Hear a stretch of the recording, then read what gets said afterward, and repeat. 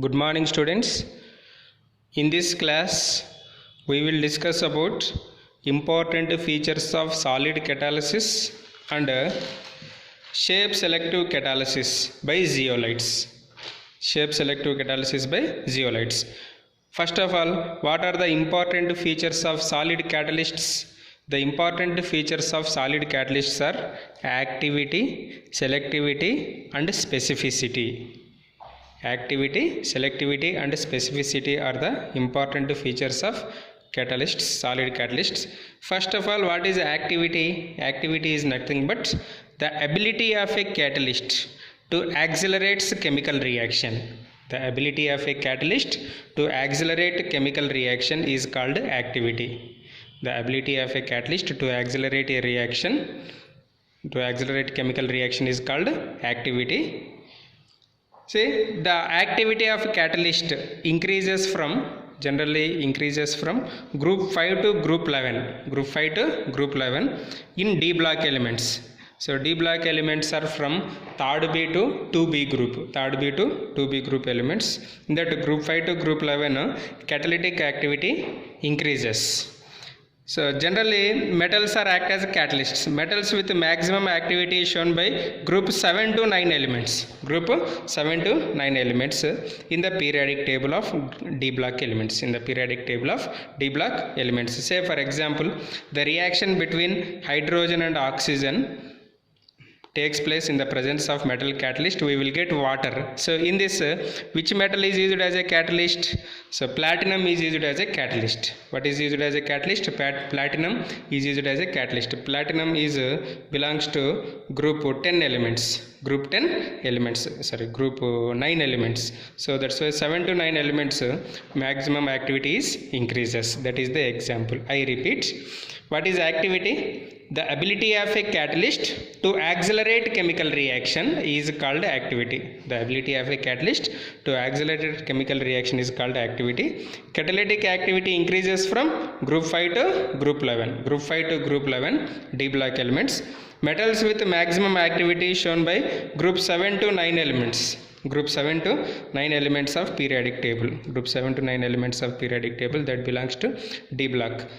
That is best example. Reaction between hydrogen and water gives water. Hydrogen and oxygen gives water in the presence of platinum catalyst. Next, selectivity. Selectivity means the ability of a catalyst to direct reaction to give particular product.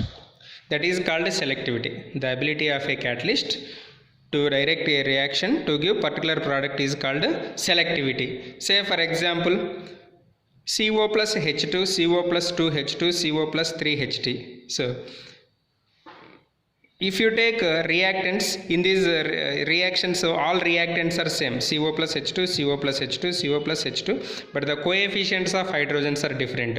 That is secondary. So, CO plus H2 in the presence of copper, we will give formaldehyde. CO plus H2 in the presence of copper, zinc oxide and chromic oxide. Copper, zinc oxide and chromic oxide, we will get alcohol. CO plus H2 in the presence of nickel, we will get CH4. See, reactants are same, but in the presence of different catalyst, we are getting different products. In one product we are getting aldehyde, another product we are getting alcohol, another product we are getting simply hydrocarbon. So why we are getting this type of products? So that is depends on catalyst. So that's why the ability of a catalyst to direct reaction, to direct the reaction to give particular product, that is called ability, the selectivity of a catalyst. Selectivity of a catalyst. Even though reactants are same, but in the presence of catalyst we are getting different products. Clear? Next, specificity. What is the specificity? Specificity. Catalytic reactions are highly specific in nature. Catalytic reactions are highly specific in nature. Say for example, catalyst in one reaction may fail to catalyze in another reactions. Catalyst in one reaction may fail to catalyze other reactions. If you take vanadium pentoxide is used as a catalyst in contact process to convert SO3 to SO3, SO2 to SO3, but it does not catalyze oxidation of NH3.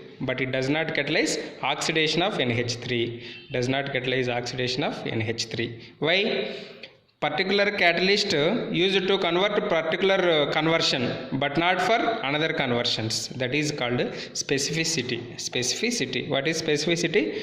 Catalytic reactions are highly specific in nature. It means catalyst in one reaction may fail to catalyze other reactions.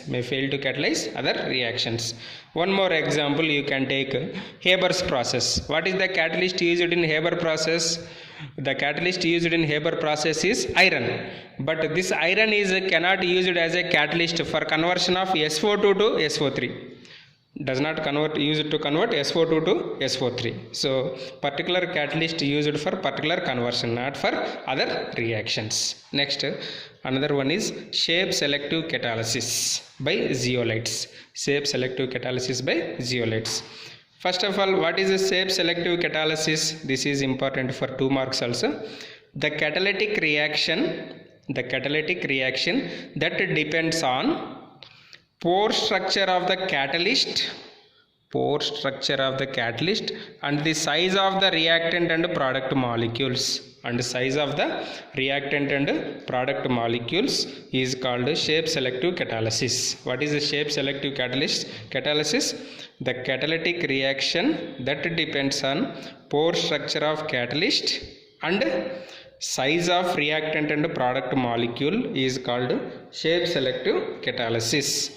So the best example for shape selective catalysis are zeolites. So that's why zeolites are good shape selective catalysts because of their honeycomb like structure. Honeycomb like structure means, so if you imagine honeycomb, that how the holes are looking like this. So that is depends on this type of structure. Next, these zeolites are 3-dimensional aluminosilicates. What are zeolites? Zeolites are 3-dimensional aluminosilicates in which some silicon atoms are replaced by aluminium atoms. Giving ALOSI framework. I repeat, what are zeolites? Zeolites are 3-dimensional aluminosilicates in which some silicon atoms are replaced by aluminium atoms. So that's why we are getting aluminium oxygen silicon framework.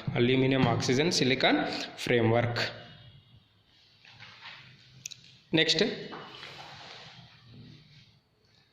zeolites are before using as catalysts. First, they are heated in vacuum so that the water of hydration is lost. So what is the water molecules are present, they are lost. As a result, zeolites becomes porous. Means it gets some holes. As a result of these pores are looking like honeycomb like structures like this. Already I showed here. So like these structures. So I repeat, how zeolites are used as catalyst? Zeolites before using as catalyst are heated in vacuum so that the water of hydration is lost, means water molecules are lost. As a result, zeolites becomes porous. These pores are looking like honeycomb like structures. So we are getting pores now. The size of these pores are generally in between 260 picometer to 740 picometer. Thus only those molecules can be absorbed in the pores. So only these molecules which have these size range, they are absorbed on the pores. So that's why zeolites are used as catalyst. Zeolites are being very widely used as a catalyst in petrochemical industries for cracking of hydrocarbons and isomerization.